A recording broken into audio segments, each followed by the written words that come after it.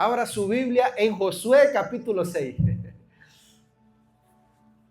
Josué capítulo 6. Hermano, hoy quiero hablar acerca de la fe. De esa fe que tanto nosotros necesitamos como cristianos.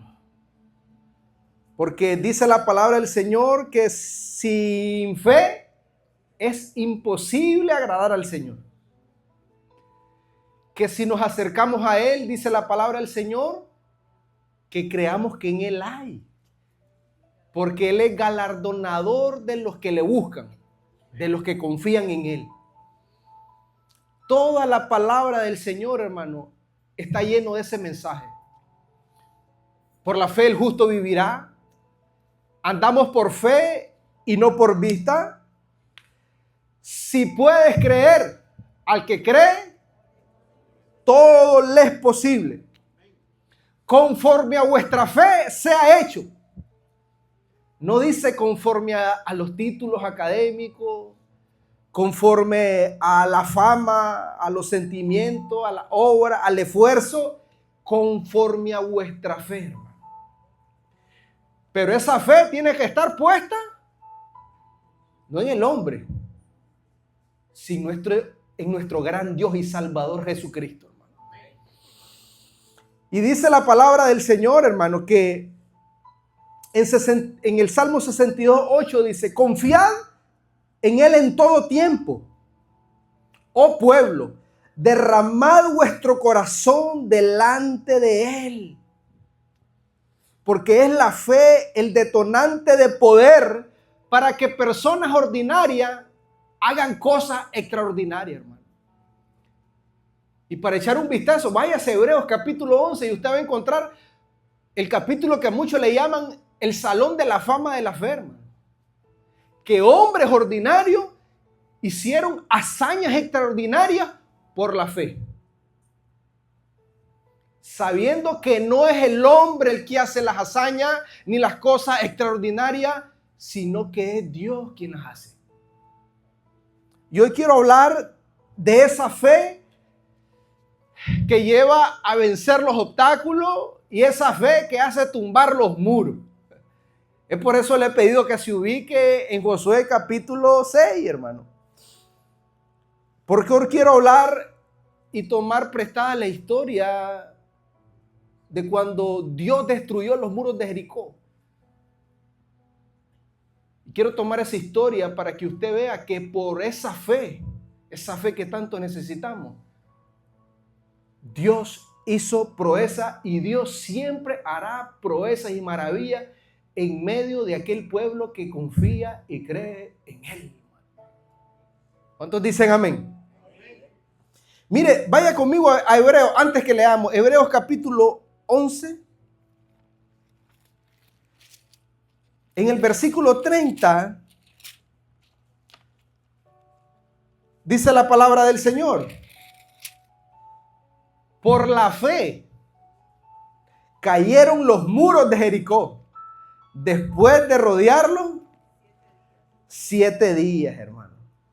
Hermano, hoy en día vivimos en un mundo donde los problemas, el estrés, el afán de la vida ponen esas barreras y levantan esos obstáculos y ponen paradigma en nuestras vidas con el fin de que nosotros no gocemos de las promesas de Dios. Y es por eso que hoy quiero tomar esta historia y a través de esta historia hacerles ver cómo por la fe aquel pueblo alcanzó las promesas de Dios. Dios había prometido, hermanos, al pueblo de Israel una tierra que fluía, como dice la palabra, una tierra bendecida que fluía leche y miel. Pero entre ellos y el cumplimiento de la promesa y la provisión de Dios para su vida estaba esta poderosa ciudad que se llamaba Jericó. Hermanos, Jericó era una ciudad grande, una ciudad muy importante en esos tiempos, ya que era una de las civilizaciones más antiguas de esa época. Hermano, y no solamente era grande en antigüedad, sino también era grande en iniquidad. Era un pueblo totalmente inicuo. Tanto así que ellos ofrecían a sus hijos y los hacían pasar por el fuego, ofreciéndolos a su dios Moloc, hermano, y a sus dioses. Fue razón por el cual Dios mandó a que cuando el pueblo de Israel entrara en la tierra de los cananeos, eliminara todo. Porque lo que estaba haciendo Israel era un instrumento de justicia contra esas naciones. Porque esas naciones totalmente blasfemaban contra Dios y eran totalmente malignas, hermano. Es por eso que Dios pidió que cuando ellos entraran erradicaran todo, hermano. Entonces, Jericó, hermano, aparte que era inicua, aparte que era una civilización grande, era una ciudad fuertemente amurallada por los cuatro costados, hermano. Hermano, recuerden que ahora, bueno, hoy en día existen los aviones y de nada sirve que una ciudad esté amurallada. Porque un avión, hermano, desde lo alto tira una bomba y destruyó todo. Pero en aquel entonces no existían los aviones. No existían esos medios aéreos para destruir alguna ciudad. Todo era terrestre. Y tener una ciudad amurallada, y entre más grande la muralla, y entre más gruesa y más ancha, la ciudad estaba más segura. Es por eso que Nehemías lloraba por Jerusalén, porque cuando Jerusalén fue destruida y fue cautivada por los babilonios, se destruyeron las puertas, se quemaron, se destruyeron las murallas de Jerusalén. O sea que Jerusalén estaba desprotegida. Y así era Jericó. La Biblia dice que era una ciudad grande y amurallada. Por eso yo quiero que ubíquese en Josué capítulo 6.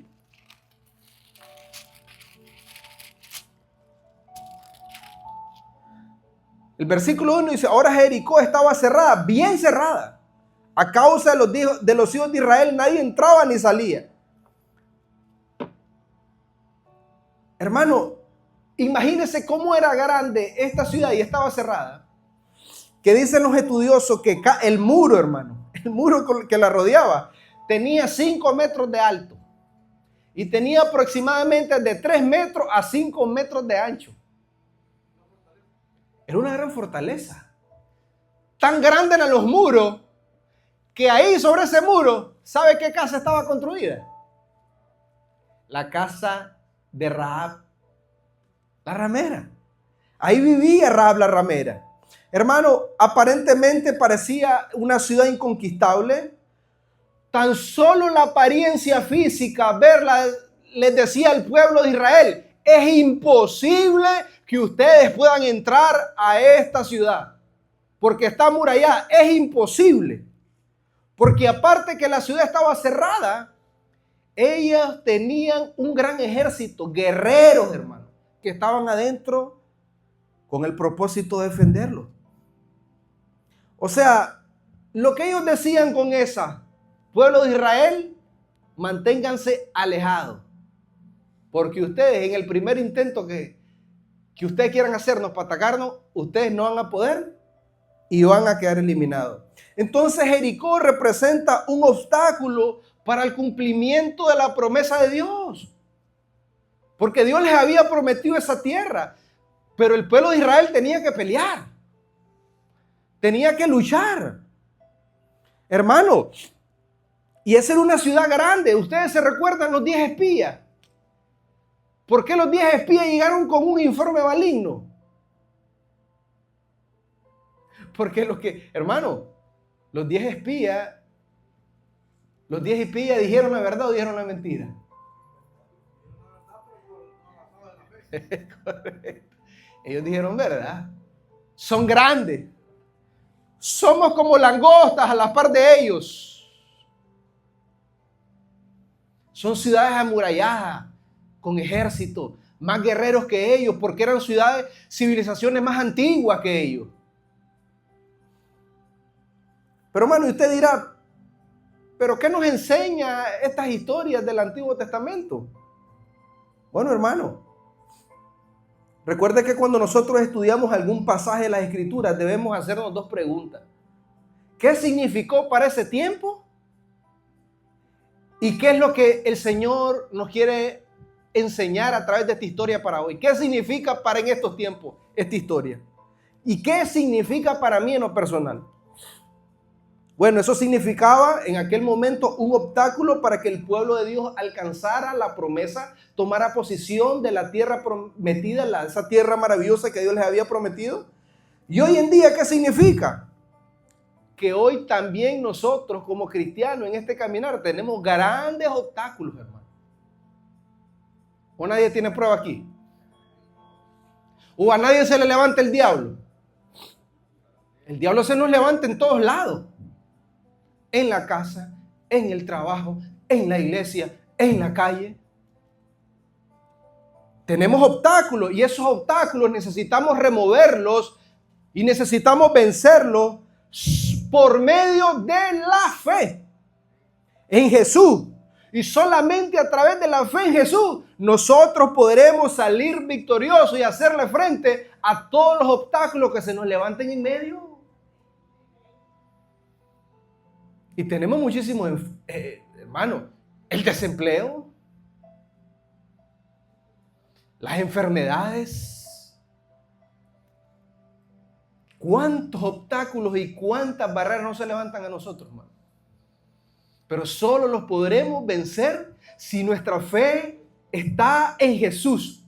Es por eso que dice, puesto los ojos en el autor y consumador de nuestra fe, Jesucristo. ¿De dónde viene nuestro socorro? De Jesucristo. Ahorita estamos viviendo momentos de la economía que se está cayendo. Son cosas bíblicas. No nos deberíamos de asustar. Pero muchos están esperando en el presidente Trump la respuesta para este país. Y muchos cristianos. Es que ya agarró Trump y esta economía se va a levantar y América se va a hacer grande nuevamente. Solo hay uno que pueda levantar esta economía y se llama Jesucristo. Nadie más. Por lo tanto, estamos desempleados, estamos pasando necesidad. Nuestra confianza no está en ningún trabajo. Porque mi economía, mi provisión no depende de ningún trabajo. Depende de Dios. Es en Dios que está mi vida descansando. Es Dios quien sostiene mi vida. Estamos en la mano de Dios. Y gracias a Dios estamos en las mejores manos. No estamos en las manos del presidente, no estamos en las manos de ninguna institución, no estamos en las manos de ningún doctor, de ningún financiero. Estamos en las manos de aquel que extendió sus manos en el madero y dio la vida por nosotros. Hermano, y hoy muchos de nosotros estamos enfrentando de todo tipo de problemas familiares, financieros, físicos. Inclusive el pecado, hermano. El pecado es un gran obstáculo para que nosotros alcancemos la barrera de Dios. Diría yo que es el más grande. Y también tenemos que luchar con el pecado, hermano. ¿O solo yo lucho con el pecado? Todos los días vamos a luchar con el pecado. Hermano, las estrategias del maligno diariamente se van a querer interponer entre nosotros y todo lo que Dios tiene preparado para todos nosotros. Todos los días, hermano. Hermano, esto es una guerra. A veces le digo, a manera personal, discúlpeme que lo tome, pero diario tengo una nueva prueba. Si no es una cosa, es otra cosa. Si no es esto, es aquello. Señor, ¿y cuándo voy a descansar? Pero sigo aquí de pie, no por mi fuerza, sino porque le he dicho, Señor, yo no tengo ninguna fuerza para estar de pie. Eres tú el que me sostiene. Ebenecer, Ebenecer. Hasta aquí nos ha ayudado el Señor. ¿Y sabe qué? Le tengo una buena noticia. Nos va a seguir ayudando hoy, mañana y siempre. Todos los días que Dios haya determinado que nosotros vivamos en esta tierra, Dios nos va a ayudar. Y nunca nos va a desamparar. Por eso tenemos promesas maravillosas. Pero muchas veces se levanta una gran muralla que es la duda. Viene la duda. Hermano, a cada momento la duda nos golpea por aquí, nos golpea por allá. No vas a poder, no vas a sanar, estás aquí. Ahora, ¿cómo vas a pagar esto? El apartamento aquí, que la gasolina, y los hijos, y el colegio. Te querís, Satanás. Hay un Dios que todo lo puede. Y ese se llama Jesucristo.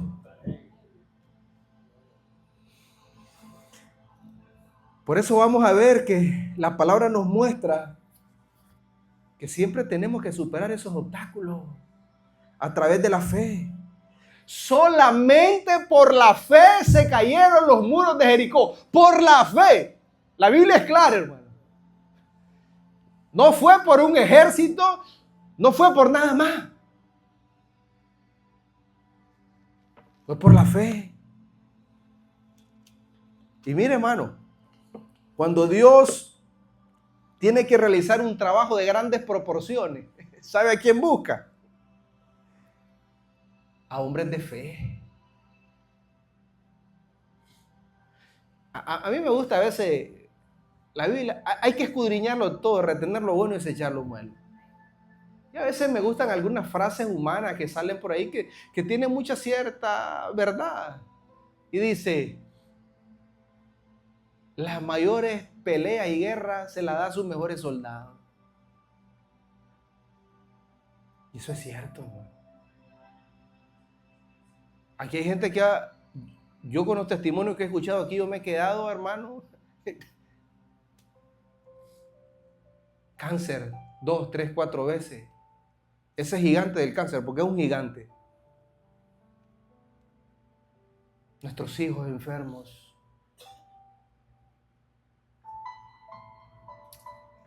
Pero también he visto cómo Dios los sigue sosteniendo a cada uno de ustedes. Y los va a seguir sosteniendo, hermano. Entonces pregúntese, ¿por qué ha estado en esa prueba? Si dice la Biblia que no hay ninguna prueba que nosotros no podamos soportar, porque juntamente con la prueba nos dará la salida. Y si Dios le ha dado esa prueba y le está dando esa prueba, es porque Él sabe por qué lo está haciendo. Dios es un Dios sabio.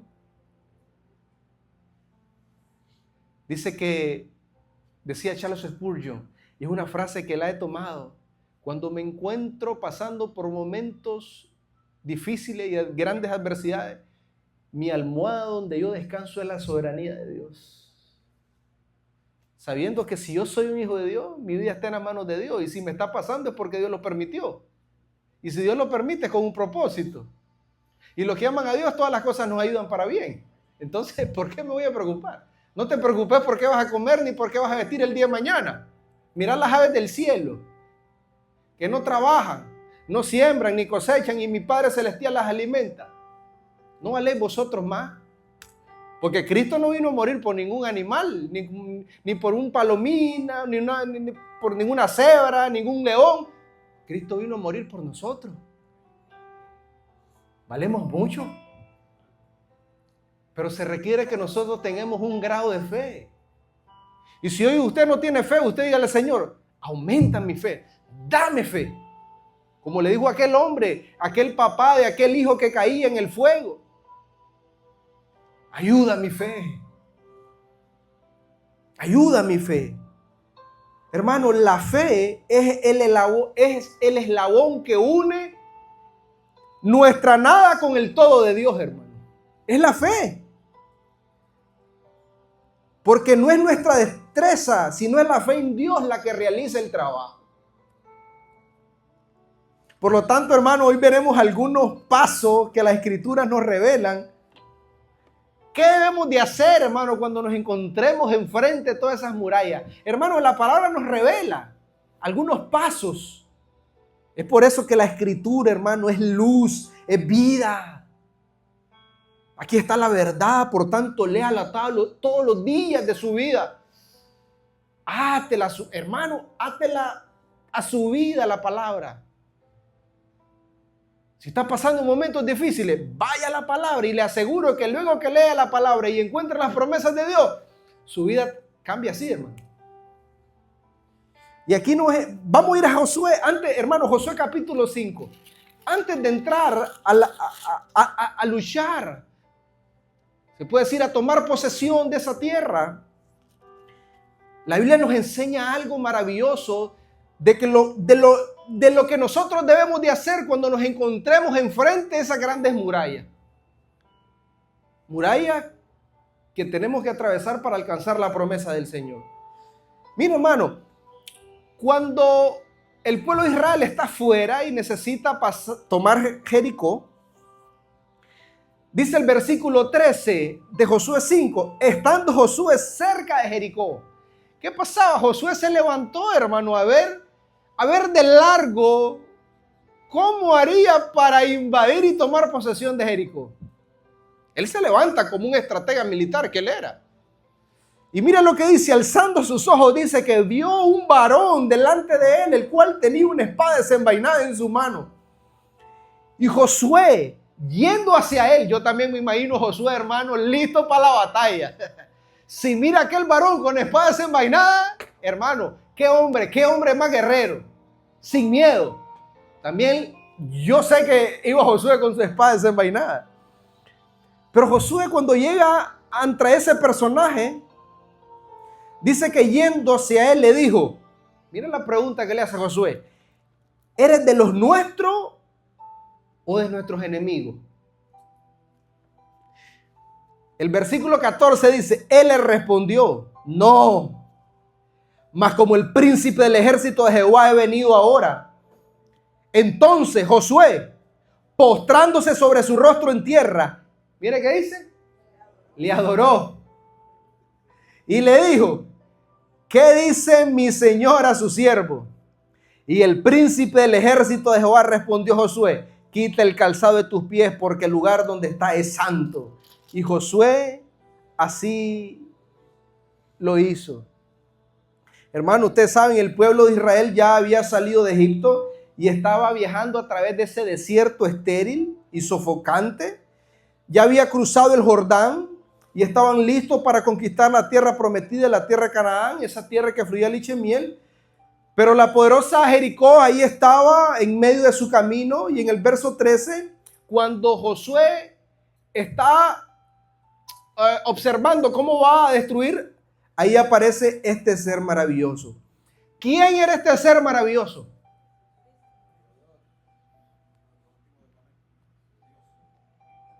Todo hace indicar que era Jesucristo. Que esto se llama una cristofanía. ¿Qué es una cristofanía? Es una aparición de Cristo preencarnado. Y solamente ahí no lo vemos. Nosotros lo vemos en muchísimos pasajes del Antiguo Testamento que muestra que Jesucristo visitó la tierra muchas veces, apareciéndose y llamándose el ángel de Jehová. ¿Y por qué podemos decir que también una vez más era Jesucristo? ¿Por qué? Porque ningún ángel recibiría la adoración de ningún hombre. Si no recuerdes en Apocalipsis 19, del 9 a 10, cuando está Juan viendo aquellas visiones, llega aquel ángel. ¿Y qué hace Juan? El apóstol Juan se arrodilla y se postra a adorarlo y le dice, no, levántate. Si tú y yo somos consiervos, al único que se debe adorar es a Cristo, el Rey de Reyes, Señor de Señores. Y en esta ocasión se postra ante él y le adora, y el ángel no se lo impide. Por lo tanto, todo hace indicar que era Jesucristo. A quien estaba adorando y orando Josué era a Jesús. Y es ahí, hermano, donde él se postra y fija sus ojos en ese hombre maravilloso, en ese ser Dios todopoderoso. Es ahí donde la fe de Josué comienza a crecer y comienza a fortalecerse y comienza a cimentarse. Porque la fe siempre crece cuando ponemos nuestra mirada en Él y comenzamos a adorarlo. Por lo tanto, cuando usted se encuentre en problemas, en tribulaciones, en necesidad, en enfermedad, en problemas familiares, aquí está la enseñanza. Aquí está. Cuando usted mire esas murallas gigantes, impenetrables, Haga como Josué. Adore. Adore. Y fije su mirada en Él. Hermanos, debemos de estar conscientes de Dios en vez de estar conscientes en nuestros problemas. Una clave que nos enseña la palabra. Pensemos más en Dios, en la grandeza de Dios. Y no tanto en el problema. Porque muchas veces no dormimos dándole vuelta a cómo vamos a resolver el problema. Pero si hiciéramos como hicieron los hombres de Dios, que confiaron plenamente en Él, vamos a descansar. En paz me acostaré y así mismo dormiré, decía David, porque solo tú, Jehová, me hace vivir confiado. A David, hermanos, David todos los días estuvo casi en peligro de muerte, huyendo de Saúl, huyendo de sus hijos, huyendo de los enemigos, de los filisteos. Y dice que dormía como un niño tranquilito, hermano. Bueno, yo creo que esa palabra está maldicha, dormir como un bebé. Yo quiero dormir como un bebé, dice, recién nacido. Pero si el bebé recién nacido se despierta como 5 veces, 10 veces en la noche. Pero sí tenía un sueño placentero. ¿Por qué? Porque su vida descansaba en el que todo lo puede. Y Josué comienza a adorarlo. Y Josué comienza a tener conciencia en Dios, en la grandeza de Dios. Yo creo que también hay otra frase motivadora en el mundo que tiene mucha razón. Dice, no le digas a tu problema, no le digas a Dios cuán grande es tu problema, sino dile a tu problema cuán grande es tu Dios. Eso no es bíblico, pero es una gran verdad, en cierta manera. Porque muchas veces nosotros solo pensamos en la inmensidad del problema, en la inmensidad y poderoso que es el cáncer, pero se nos olvida en la inmensidad y poder infinito que tiene nuestro Dios eterno. Por lo tanto, deberíamos de estar más conscientes en Dios que inconscientes en nuestro problema. Por eso debemos de empaparnos y llenarnos de la palabra de Dios. Que la palabra de Dios sea nuestra delicia de día y de noche. Porque cuando vengan los problemas y las adversidades, tengamos así a mano las promesas de Dios. Que esas son nuestra espada, hermano. Recordar que Él es mi proveedor, que Él es mi sanador, que Él es mi ayudador, que Él es mi luz y mi salvación, que por quién temeré. Que Él es mi roca fuerte, que Él es el que sana todas mis dolencias, que su nombre es torre fuerte, que Él correrá el justo y levantado serás. Él es todo, hermano. Dios es todo en nuestras vidas. Pongamos nuestra fe y nuestra confianza y adorémosle, adoremos su grandeza, adoremos su poder. Muchas personas miran sus problemas y miran a Jericó en vez de mirar a Jesús. ¿Qué sucede cuando estamos cortos de dinero? ¿A quién corremos? Al prestamista. O al familiar que tiene para que no haga un préstamo. A la tarjeta, hermano. Ahí está la que no falla, decía un hermano. La tarjeta. Pero ¿por qué antes de tener una necesidad no doblamos nuestras rodillas? ¿O qué hacemos cuando se nos da una enfermedad? ¿Qué pasa cuando nos da una enfermedad? ¿A quién corremos? ¿Al médico? ¿O antes de ir al médico? Porque Dios puso la medicina también. Y Dios le dio sabiduría a los médicos. Pero antes de ir al médico, doblamos nuestras rodillas a Dios. ¿A quién corremos? Por eso él decía anteriormente, las pruebas revelan la fortaleza de nuestra fe, lo que hay en nuestro corazón. Le decía yo creo que el miércoles pasado. Corramos a Dios antes de todo. Corramos a Dios. No pongamos nuestra mirada en los problemas. Pongamos nuestra mirada a Dios. Y miremoslos intensamente. Mire la reacción, el paso que nos da Josué para que nosotros sigamos esos pasos. Mire qué le dice Josué. ¿Qué dice mi señor a su siervo? Cuando estaba en ese momento. Hermano, hemos dicho alguna vez estas palabras, le hemos preguntado al Señor qué es lo que quiere que hagamos.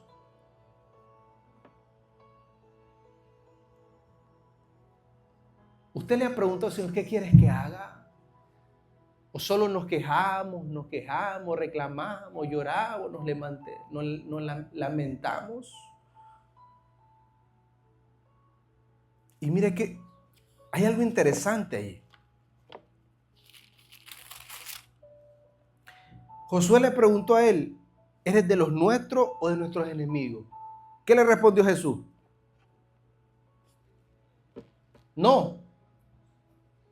¿Pero no qué? El Señor no le respondió nada, hermano. Solo le dijo no. Ni lo uno ni lo otro. Lo que le dio a entender Jesús es que Él estaba ahí para hacerse cargo de la situación. Hermano, muchas veces nosotros decimos, el Señor es mi socio en mi negocio. No, hermano. Si usted ora así, usted está haciendo mal, hermano. Porque usted es el que debe ser el socio del Señor. El Señor tiene que ser el dueño de su negocio. Es como quien dice, el otro día también decía un hermano, ahí, Señor, entra y acompáñame en esta viaje, siéntate al lado derecho del copiloto. No, hermano, Dios no quiere ser el copiloto. Dios quiere ser el piloto. Dios no quiere ser socio, Dios quiere ser el dueño. No lo hagas socio, haz el dueño de tu vida al Señor en todo. Josué, ¿estás con nosotros? No es que yo estoy de su lado. Ustedes quieren estar del lado de donde estoy yo. Porque el que se va a hacer cargo no eres tú, soy yo, Josué. No es el ejército, no es el pueblo, no eres tú, soy yo el que hago todas las cosas.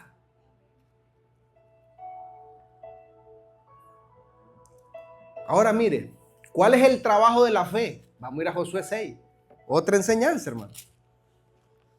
Leamos del 1 al 5. Ahora Jericó estaba cerrada. Bien cerrada, hermano.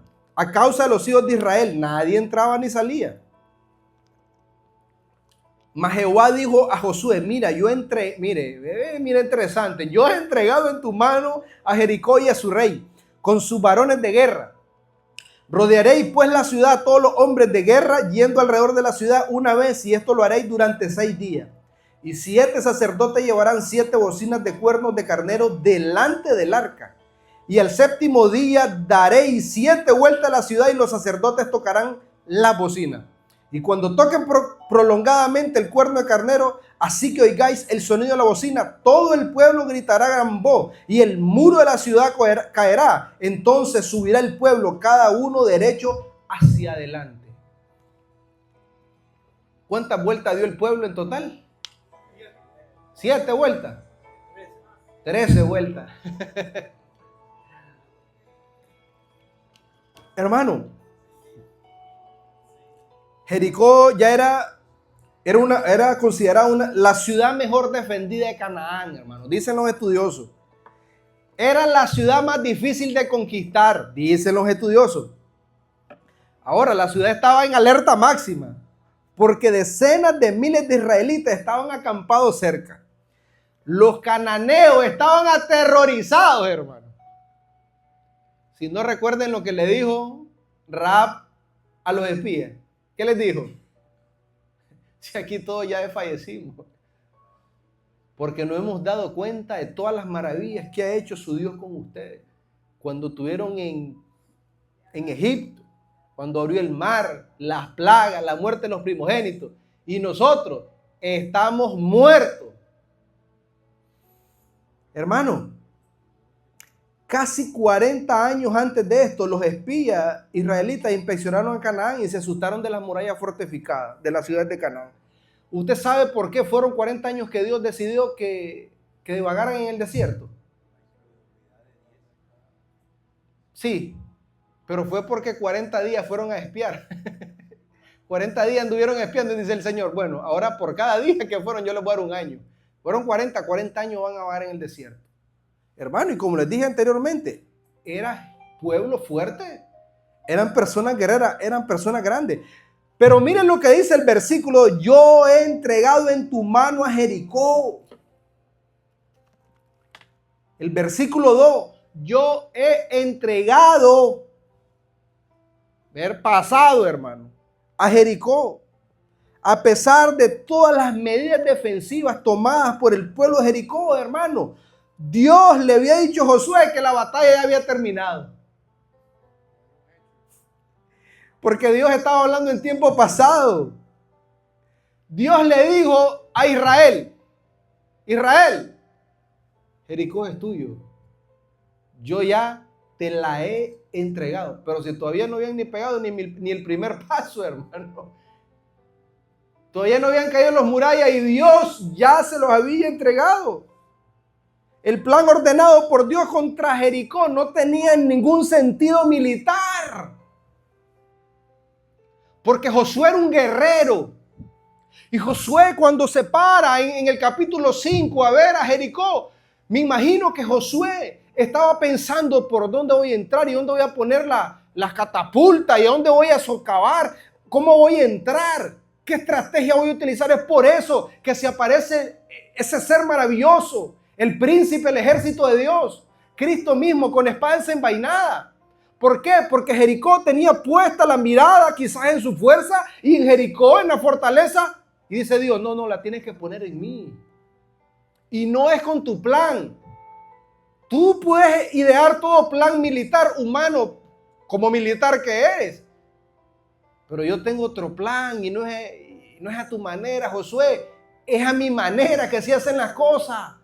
Y si tú depositas la confianza en mi plan, tú tomarás posesión, porque yo ya te la he entregado en tu mano. Ya vencí Jericó. Hermano, y el plan, la estrategia no era militarmente, no era brillante.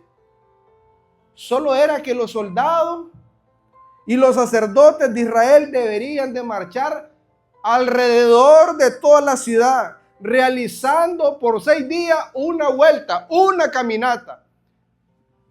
Y en el último día deberían de dar 7 vueltas. Y al final de la última vuelta tenían que tocar las trompetas. Y ahí Josué iba a dar una orden de gritar, y cuando gritaran, los muros iban a caer. Hermano, hay demasiadas enseñanzas en esta historia que usted ni se lo imagina.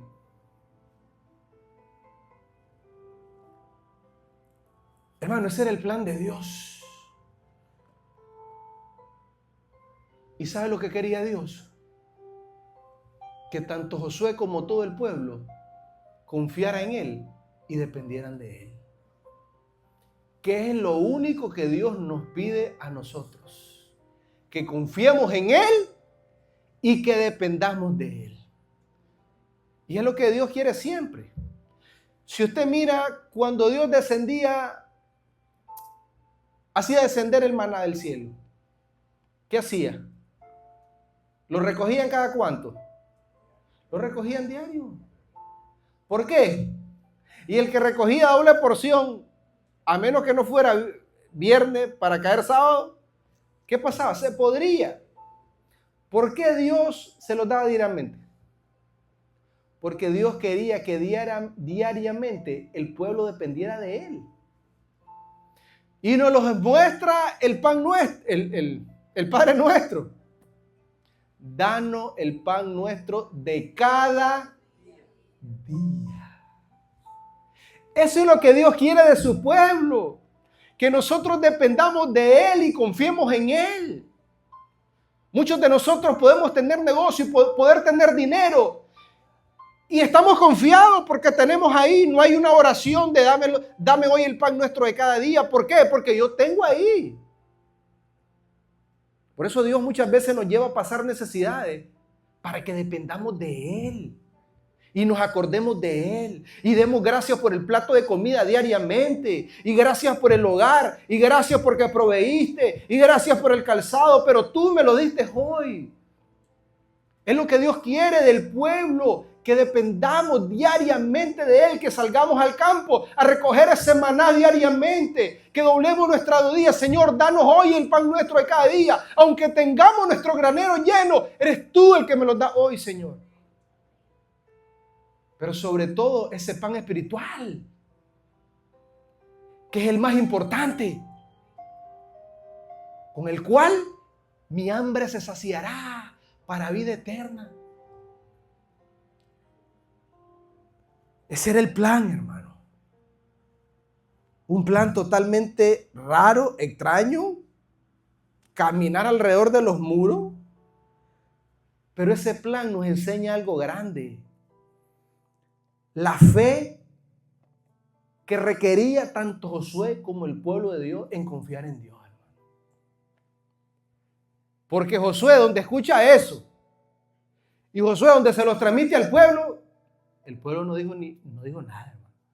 El pueblo solamente creyó y obedeció. Qué lindo sería que nosotros obedeciéramos así a Dios. Creer en su palabra, creer en sus promesas, que no hubiera duda, que aunque veamos que eso no tiene sentido, tranquilo, Dios es el que tiene control de mi vida. Lo vuelvo a repetir, si esto me está sucediendo es para un bien, tranquilo, yo confío. Pero te acaban de detectar una enfermedad, tranquilo, mi vida está en las manos del Señor. Y si me toca partir, gloria a Dios, ya me voy a mi patria celestial, a estar con el Rey por una eternidad.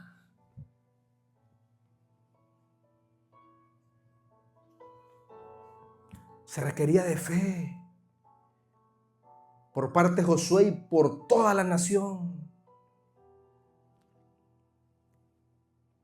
Pero ¿por qué dio Dios esa orden? Porque Dios creo que lo hizo para probar, como le dije anteriormente, su obediencia y su dependencia en Él. Hermano, muchas de las cosas que nos suceden en nuestra vida no las vamos a entender, hermano. Y como no las vamos a entender, sencillamente mejor obedezcámosla. Yo sé que muchas veces queremos preguntarle al Señor, Señor, ¿por qué me está pasando esto? Tal vez no por un reclamo, pero si yo creo que si el Señor fuera una vez más condescendiente con nosotros y bajara y nos explicara, ¿sabe qué? No vamos a entender. Señor, ¿y por qué se enfermó mi hijo de esta enfermedad grave? ¿O por qué perdí un ser querido? ¿Por qué me pasó esto? Humanamente no le vamos a hallar, pero nada de sentido. Pero en la sabiduría de Dios sí hay un sentido.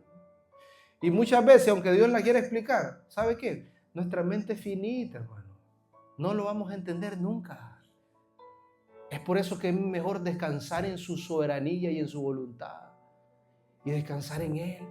Si tú lo permitiste, tú sabes por qué lo permite. Yo recuerdo como aquel hombre, aquella historia que decía que él quería comprender a Dios. Y dice que comenzó, le cavaba un hoyito. Dice, el hoyo más grande que puedas cavar, que tú puedas hacer en la orilla del mar. Hizo el hombre. Ahora echa todo el agua del mar ahí. Con un poquito de agua así va a llenar. Así es nuestra mente, hermano. Con un poquito de la inmensidad de Dios, una gota de la inmensidad de Dios llenaría nuestras mentes. Dios es eterno e infinito. Su sabiduría es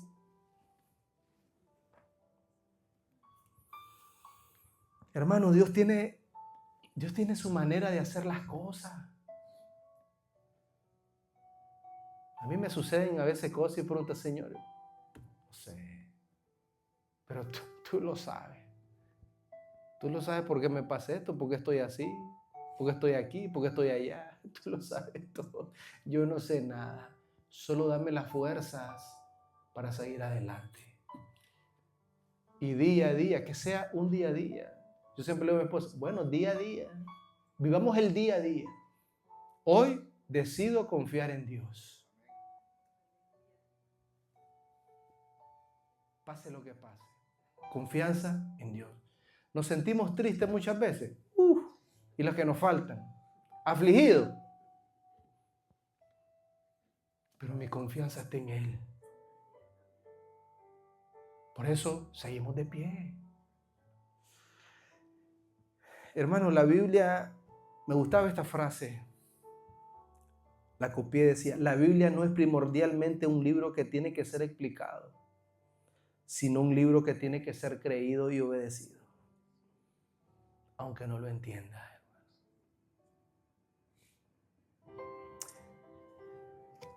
Otro paso es esperar en fe. Miren los versículos 14 y 15. Ya vamos a ir terminando. Así que dieron otra vuelta a la ciudad en el segundo día y volvieron al campamento. Y de esta manera hicieron durante 6 días. Mira, hermano, durante 6 días iba ese pueblo ahí, hermano, sin decir nada, confiando en la palabra de Dios. Al séptimo día se levantaron a despuntar el alba y dieron vuelta a la ciudad de la misma manera 7 veces. Solamente ese día dieron vuelta alrededor de ella 7 veces. Hermanos, quizás muchos estaban cansados de caminar, pero Dios quería enseñarles algo. ¿Y qué era? La paciencia. Y la paciencia es parte del fruto del Espíritu. Miren, no son los frutos del Espíritu, es el fruto del Espíritu. Y la paciencia era uno de ellos. Se necesita paciencia. Pacientemente esperé en Jehová y el mío yo, dice el salmista David. Entonces, hermano, mire lo que dice Hebreos 10:36. Porque es necesaria. Porque os es necesario. Es una necesidad. Es menester la paciencia, para que habiendo hecho la voluntad de Dios, obtengáis la promesa. Por tanto, en la prueba, esperemos en Dios. Señor, tú eres mi proveedor. Señor, tú eres mi sanador. Tú eres mi ayudador. Pero no tienes que comer. Sí, pero Él es mi proveedor. Pero todavía estás enfermo. Sí, pero Él es mi sanador. Y yo espero en Él. Y aunque Él me matare, en Él esperaré. Es la fe que debe tener todo hijo e hija de Dios. Aunque me mate, aunque no lo mire, yo creo en Él. Y yo creo en Él, y yo creo en Él, hermano. Y no hay vuelta a Dios. Creemos en Dios. Quizás alguno ya está por tirar la toalla, hermano, o rendirse. Quizás en un hospital, porque nos ven a través de las redes. No tiren la toalla. Espera en Dios, que Dios es fiel. Dios cumple. Dios no nos desampara. Dios nos ayudará. Y Él responderá en el tiempo de Él y a la manera de Él. El reloj de Dios es diferente a nuestro reloj. Él llega a tiempo. Ni tarde ni temprano. En su momento. Porque Él es un Dios sabio. Versículo 16. Y cuando los sacerdotes tocaron las bocinas la 7ª vez, Josué dijo al pueblo: gritad, porque Jehová os ha entregado la ciudad. No se había caído el primer muro, ni la primera piedra. Y Josué ya había dicho: os ha entregado la ciudad, hermano. Josué confiaba en la palabra de Dios y en su promesa. Por eso, Josué daba por hecho que esa ciudad la iban a tomar.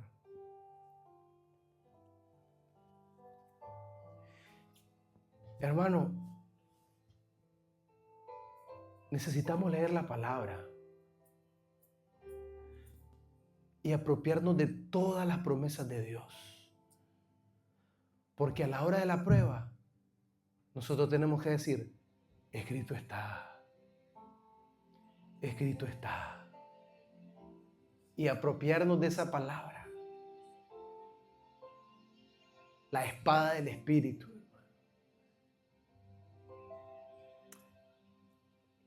¿Por qué Josué gritó tan valientemente? ¿Por qué dijo gritar?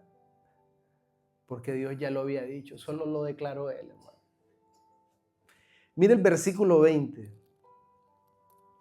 Entonces el pueblo gritó y los sacerdotes tocaron la bocina, y aconteció que cuando el pueblo hubo oído el sonido de la bocina, gritó con gran vocerío.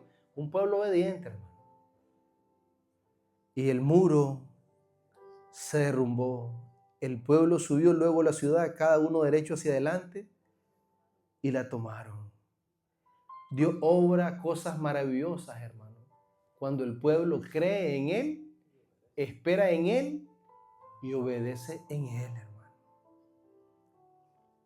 Por eso esta historia fue escrita en ese capítulo que es llamado por muchos el Salón de la Fama de la Fe. Mire, no se cayeron por la fuerza humana, no se cayeron por ninguna estrategia de Josué, se cayeron por la fe en Dios. Porque el que tumbó los muros es Dios. No hay nada, ningún mérito en el hombre para tumbar una muralla. Hay un evangelio que dice, descubre el campeón que hay en ti. Nosotros no hay ningún campeón en nosotros. Como nosotros. Sí hay un campeón dentro de nosotros y ese campeón se llama Jesucristo. Dice, descubre ese David que tú eres. David representaba a Cristo, hermano. ¿Sabe quién éramos nosotros? Como estaba Saúl y el pueblo de Israel atemorizado ante Goliat. Nosotros tenemos uno más grande que David y se llama Jesucristo, el Hijo de Dios, que murió y resucitó y nos dio vida eterna, ascendió a los cielos y un día volverá. Por lo tanto, hermano, para obtener la victoria se necesita fe. Fe. Una fe paciente y una fe obediente. Dios los bendiga. Puestos sobre sus pies, mis amados hermanos, damos gracias al Señor.